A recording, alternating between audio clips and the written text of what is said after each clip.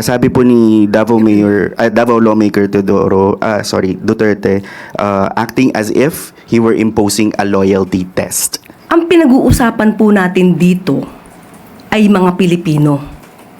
So kung kay Congressman Pulong Duterte ay pinag-uusapan ang loyalty ng Pilipinas, or rather ng mga Pilipino, lubhang katakataka.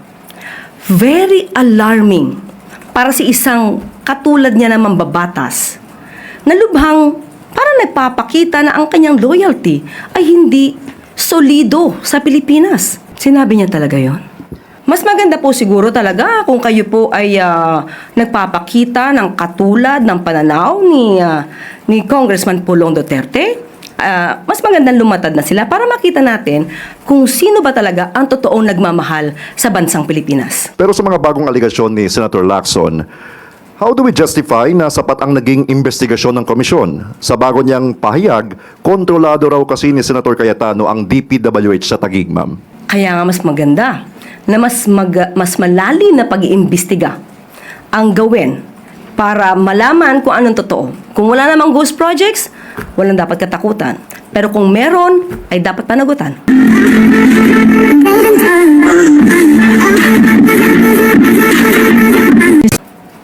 Okay. Sunod na tanong mula kay Tristan Nadalo, Newswatch Plus. Hi, Yusek. Good morning po. Si Defense Secretary Gibo Teodoro said elected officials who side with China's position on the West Philippine Sea should consider resigning because they swore to uphold the Constitution, Philippine laws, and the country's 2016 arbitral victory. And then you have Davao lawmaker Pulong Duterte accusing Teodoro of demonizing China and acting as if he were imposing a loyalty test. So for Malacanang po, does Malacanang view or echo the call of Secretary Teodoro for pro-Beijing officials to disclose their allegiance and resign eventually? Sinabi niya talaga yon. Ang sabi po niya sa press, sa kanyang kapihan sa Of course, first, about loyalty test. Pangalawa, ano yung pinakahuling sinabi niya? Ang sabi po ni demonizing China. And then, yung pinakadulo. Sabi po ni Davao lawmaker Duterte, acting as if he were imposing a loyalty test. So, Ang pinag-uusapan po natin dito ay mga Pilipino. Pilipino na ang dapat ang puso ay para sa Pilipinas lamang. Hindi pinag-uusapan dito ang loyalty. Lahat tayo mga Pilipino, dapat ang puso, ang paninindigan, ang ipaglalaban ay ang bansang Pilipinas lamang. So kung kay Congressman Pulong Duterte ay pinag-uusapan ang loyalty ng Pilipinas, or rather ng mga Pilipino sa Pilipinas, lubhang katakataka. Very alarming para si isang katulad niya na mambabatas na lubhang parang nagpapakita na ang kanyang loyalty ay hindi solido sa Pilipinas. So wala tayong nakikita na mali. No? Ang Pangulo, ang administrasyon ay wala nakikita na mali sa tinuran ni Secretary Gibo Teodoro. Ito ay pagpapakita ng pagmamahal sa ating bansa.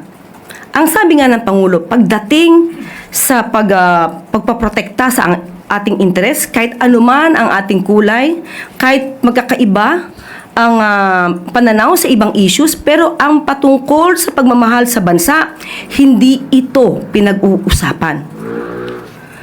Huwag nating ang mga issues patungkol sa maging magandang relasyon sa bansang China ay iba sa issue ng pagprotekta sa ating interes.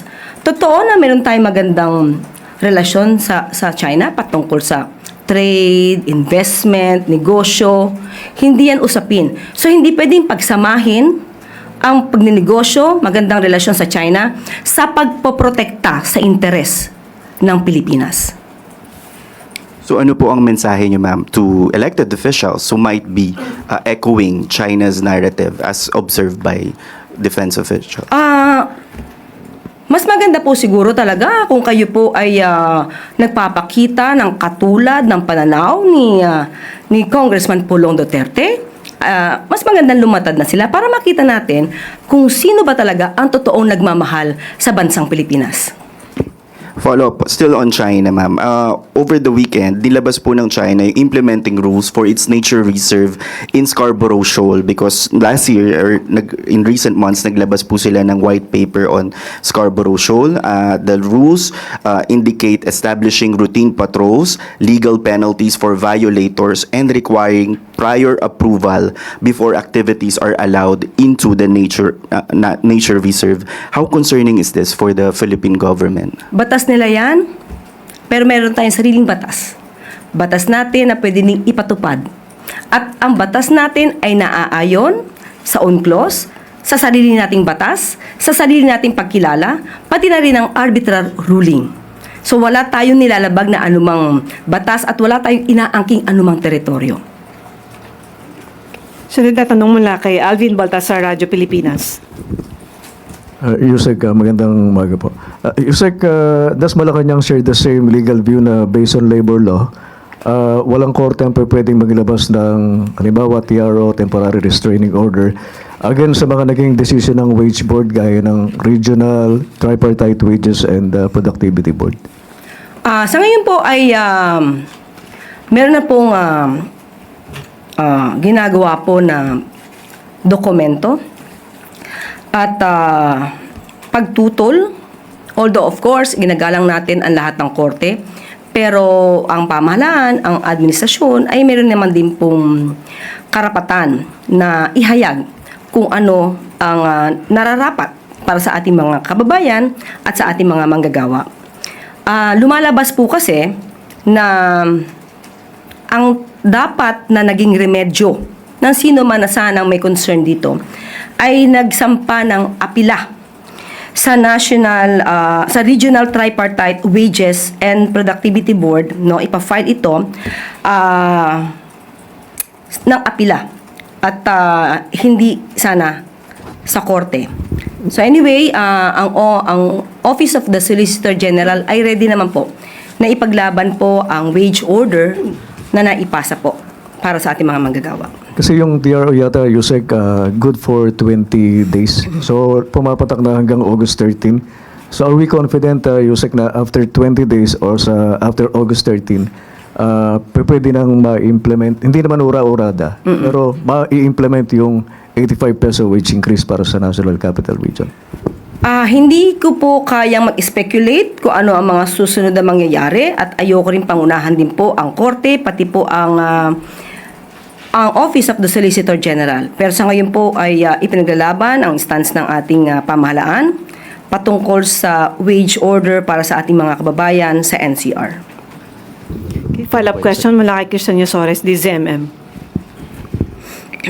Yusek, nakarating po ba kay Pangulo yung balita tungkol po doon sa paglalabas ng TRO ng Pasig RTC sa wage hike, and nagbago po ba yung posisyon niya tungkol po doon sa mga panawagan sa legislated wage hike? Kasi di pa po laging binabagin ng Pangulo na may mga regional wage boards na magtatrabaho para tiyakin na merong review at pagpapatupad ng dagdag sahod.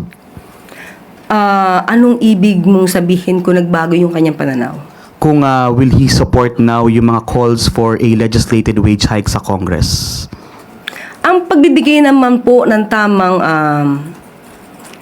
wage or sweldo sa ating mga manggagawa, ito naman po ay nais ng Pangulo. Kaya hanggat wala pang nagagawa na batas patungkol po dito, tuloy-tuloy po ang pagtatrabaho ng pamahalaan at ng Regional Tripartite Wages and Productivity Board para po matugunan ang pangangailangan ng ating mga kababayan. Okay. Sunod na tanong mula kay Bernadette Tamayo, The Manila Times. Ma'am, Senator Amy Marcos has sought a Senate inquiry on the Pac Silica venture. She claimed po na there are farmers in Capas Tarlac who were told to stop planting para daw supposedly to prepare the land for establishment of the tech hub. What's the reaction of the palace on this matter po? Hindi naman napipigil si Senator Amy sa kanyang mga gusto. At siguro mas maganda po na malaman niya kasi ang pinag-usapan dito ay mga farmers. Since 2019 po, 2019 pa, during the 2019 SEA Games, nagkaroon na po ng tinatawag nating buildable areas. Ito po ay allocated na since 2019. So, sa lugar na ito ay dapat wala ng farmers dahil ito po nga ay na-approve na bilang buildable zones.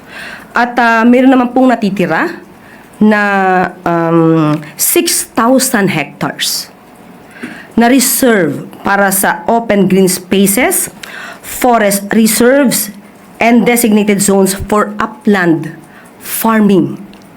So, maliit lang po ang mauukupan nito. 3,500 hectares ang kabuuan ng buildable zones. At doon po, maaaring ilagay itong proyekto regarding Pax Silica. So, hindi po makaka-apekto to sa ating mga farmers. Follow-up po. Ma'am, sinabi rin po ni Senator Marcos na hindi daw po sapat yung konsultasyon dun sa mga komunidad na maapektuhan itong Pax Silica deal. Sa ngayon po, binanggit ko po noong nakaraan, ang BCDA po ay open po at sa ngayon po ay patuloy po ang kanilang pagkukonsulta sa mga concerned agencies, concerned local government units, sa lahat ng stakeholders. Kaya ito po ay nabanggit natin para sa lahat na may mga concerns ay maaari po makipag-ugnayan sa ating pamahalaan para matugunan kung ano ang mga issues na dapat pang iresolba.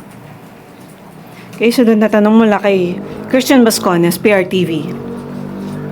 Yusek, lumalabas po yung mga spekulasyon dahil raw nagkaroon ng professional working relationship between DPWH Secretary Vince Dizon at Senator Alan Peter Cayetano sa nakarang administrasyon at pareho rin silang na-involved doon sa investigasyon ng mga issue kaugnay ng 2019 SEA Games na kalaunay na dismiss din yung kaso.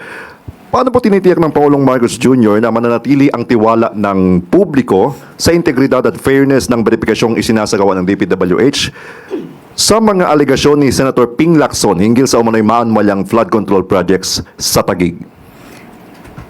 Ang sabi naman po ni DPWH Secretary Vince Dizon, siya ay makikipagtulungan sa lahat ng pag-iimbestiga na gagawin sa Taguig City. Hindi lang naman sa Taguig City, sa lahat ng kapulungan, sa lahat ng lugar sa Pilipinas na maaaring mayroong mga maanumalyang infrastructure projects or mga flood control projects. So, makakaasa po tayo. Ito naman po din ay siniguro ni Secretary Vince Dizon. Pangalan niya po ang nakataya dito. Hindi ang pagkakaibigan, hindi yung dati nilang pagiging magkaalyado, integridad ng pamahalaan, integridad ni Secretary Vince Dizon ang nakataya rito. Follow-up ko po doon. During past interview, sinabi ni Secretary Dizon na walang natukoy po ang ICI na manumalyang flood control projects o anumang infrastructure projects sa Taguig. Sa investigasyon nito, sa mahigit 400 projects. Pero sa mga bagong aligasyon ni Senator Lacson, how do we justify na sapat ang naging investigasyon ng komisyon? Sa bago niyang pahayag, kontrolado raw kasi ni Senator Cayetano ang DPWH sa Taguig, ma'am. Kaya nga mas maganda na mas malalim na pag-iimbestiga ang gawin para malaman kung anong totoo. Kung wala namang ghost projects, walang dapat katakutan. Pero kung meron, ay dapat panagutan. Sunod na tanong mula kay Maricel Halili, TV5. Good afternoon, Yusek. Yusek, a group of concerned citizens filed a complaint against Secretary Pujalte. Did the President learn about this? This is allegedly due to his involvement in some gambling activities. What was the reaction of the President? Kung may ganito pong mga issue, ay dapat lang po talagang lumabas. Kailangan po maimbestigahan at kung ano man po ang kalalabasan nito, ay hahayaan po natin ang Pangulo na desisyon patungkol dyan. Do you see a need, ma'am, na mag-impose ng preventive suspension against the secretary while the investigation is ongoing? Kasama po kasi yan doon sa nire-request nila. Sa ngayon, hindi pa po na ipapaabot ng Pangulo kung mag-i-issue ng ganyan kay Secretary Pujalte.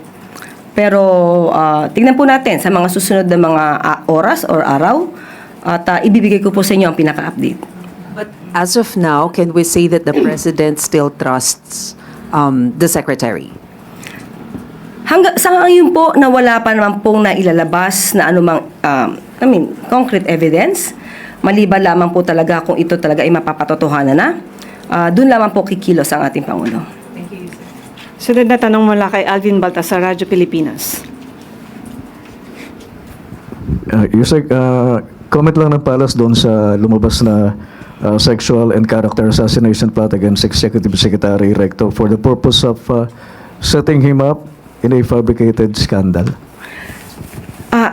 Kung ito'y mapapatunayan na totoo, dahil may mga witnesses, may mga taong involved na pinangalanan ang taong nag-utos sa kanila na sirain ang pagkatao ni Executive Secretary Ralph Recto.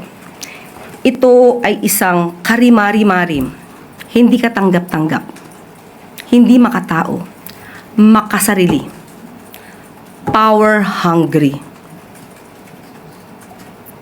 gawaing paggawa ng intriga, pagplanta ng ebidensya. Diyan ba sila sanay? Diyan ba sila eksperto? Ito yung iniiwasan ng pamahalaan. Kaya nga meron tayong tinatawag na due process. Proseso ang pinapatupad ng pamahalaan, ng administrasyon ni Pangulong Marcos Jr. Ayaw natin yung naranasan natin nung nakaraang administrasyon. Pero pilit pa rin nilang ginagawa sa ngayon. Hindi ito unang beses. Madami na tayong nakita, marami na tayong naobserbahan na yung ibang mga inilalatag nilang mga di umanong testigo ay gawa-gawa lamang. Sino ngayon ang nagpapagulo sa bansang ito? Sinabi ng Vice Presidente na ang bansa natin ay in chaos. Sino ang gumagawa ng gulo sa bansa natin? Definitely, hindi ang Pangulong Marcos Jr. Sino ang mga kaalyadong tinuturo na gumawa nito? Ito ba ang ugali na ipamamana natin sa ating mga kabataang Pilipino? Hindi dapat ganito nakikita ang karahasan, paggawa ng kwento, paninira. Napakarampanta ng ginagawa nila. At ito ay nakakasira sa gobyerno, nakakasira sa isipan ng ating mga kabataan. Yusek, follow-up lang. Is Malacanang convinced na hindi lang nagtatapos kay since nabanggit naman si Congressman Lebiste at saka si dating Congressman Jing Paras.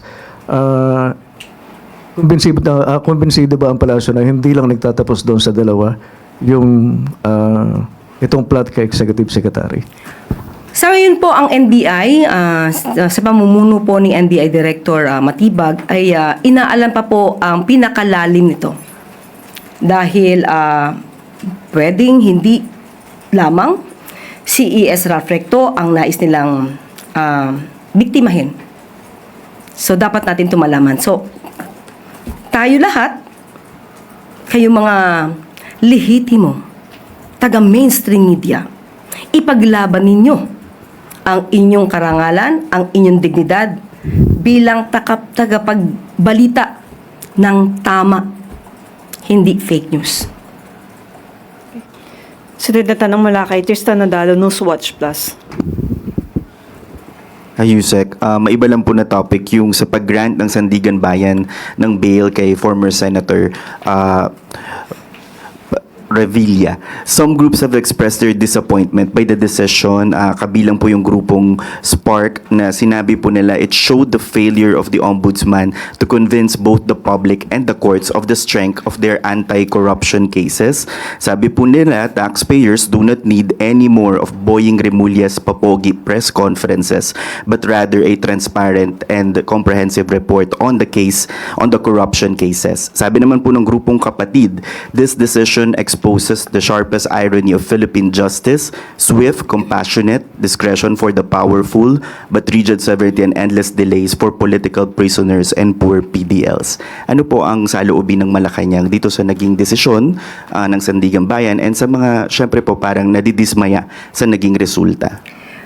Sa pagkakataong ito, tandaan po natin, hindi lamang po si dating Senador Boong Revilla ang akusado rito. Siya lamang po ang nabigyan ng pagkakataon na makapag-post ng bail for temporary liberty. Yung iba po na sangkot ay hindi po nag-grant ang petition for bail. Huwag natin kalimutan yan. So, hindi po natin masasabi na hindi sapat ang naging trabaho ng Office of the Ombudsman at ng mga state prosecutors. Hindi ito gauge para sabihin na hindi sila nagtatrabaho. Unang-una, ang karamihan siguro sa mga nagtutuligsa, hindi nila na-witness. Most probably, yung pinaka naging hearing. Sa lahat ng pagkakataon ng hearing, hindi natin masasabing nandoon sila. So, kung may kakulangan, hindi pa po dito nagtatapos. Dahil petition for bail pa lang po ito. Maaaring nagkaroon ng edge, pero ayon naman sa Office of the Ombudsman, ay may matibay silang mga ebidensya. So, hayaan na lang po natin ang state prosecutors na gampanan ang kanilang trabaho. Isang maikli na lang po na follow-up. Siguro sa mata ng publiko, ma'am, paano po i-assure ng Malacanang na there was no special treatment? Because in our previous briefings, ang lagi po nating ina-example nga is, ang unang nasampahan ng kaso ay kaalyado mismo ni Pangulong Marcos, which is former Senator Revilla. Pero at this point, siya po yung nabigyan ng piyansa or ng pagkakataong magpiyansa. Baka lang po maging iba yung pagtingin ng publiko. Ano po ang pagtitiyak dito ng Malacanang when it comes to corruption cases? Give me the concrete question. What do you mean, maiiba ang pagtingin ng tao? In what way? Baka lang po sabihin may selective justice na naman po. Selective justice Na- dahil napakawalan siya or nagkaroon ng temporary liberty. Bilang siya po ay kaalyado din ng Pangulo as compared to others na hindi pa po nabibigyan ng ganitong desisyon o pagkakataon. Unang-una, ang pagdedesisyon po yan, hindi po hawak ng Pangulo ang judiciary. Alam natin na may separation of powers. Kung yan lang din po ang iisipin ng mga kababayan natin, na bakit siya pa ang unang na nabigyan ng temporary liberty, kung yan talaga ay may katotohanan, at sasabihin natin may kamay ang Pangulo dito, hindi ba dapat hindi na lang siya sinampahan ng kaso? Pero siya yung nauna sinampahan ng kaso. So, walang logic. It doesn't follow na siya ang unang pakakawalan dahil kaalyado. Di dapat hindi na lang sinampahan ng kaso. Di ba? Follow-up question mula kay Ivan Mayrina, GMA7. Yusek, over the weekend, sinabi ni Ombudsman Remulla na hindi sila nagulat dito sa grant of bail kay dating Senador Revilla. At mukhang, to use his words, tinrabaho na mabigyan ng temporary liberty ang dating senador. And in that context, sinabi niya, it is an eye-opener that they have to fight harder against corruption. Has the Ombudsman discussed this with the President? At ano ho ang naging reaksyon ng Pangulo? And what does this administration intend to do about this? Na may tinatrabaho para mabigyan ng bail ang ilang personalidad. Nadinig po natin yan at nadinig din po ng Pangulo na it's supposed to be a whole-of-government approach. Kung nagtatrabaho po ang ombudsman, nagtatrabaho ang ehekutibo na panagutin ang dapat na managot, obligasyon din po ng judiciary na maayos ang kanilang pagre-resolba sa kaso. So, wala tayong alam kung nagkausap sila, but definitely hindi naman obligasyon ng Pangulo na panghimasukan ang anumang trabaho ng Office of the Ombudsman. Kasi nga, independent body sila. So, di kailangan mag-report ni Ombudsman Remulla kay Pangulo. Yes, iba. How does the President feel about this? Dahil definitely magkakaroon po ito ng impact sa credibility ng anti-corruption campaign ng administrasyon. Kaya nga po, ang hiling ni Ombudsman Remulla ay dapat whole of government approach. Hindi lang ehekutibo, hindi lamang ang legislative, hindi lang yung mga nang-uusig, pati kasama na rin po ang judiciary. Ma'am, sorry, ihabol ko na lang. I just need to clarify, is Secretary Pujalte currently under investigation already? Sa ngayon po, wala pang naibigay sa atin dahil kalalabas lamang po itong issue na ito against sa Secretary Pujalte. Thank you. Okay, sunod na tanong mula kay Ivy Reyes, Billionario News. USEC former Speaker Martin Scamp is questioning the Ombudsman's inclusion of some of the testimonies of the Maleta Boys.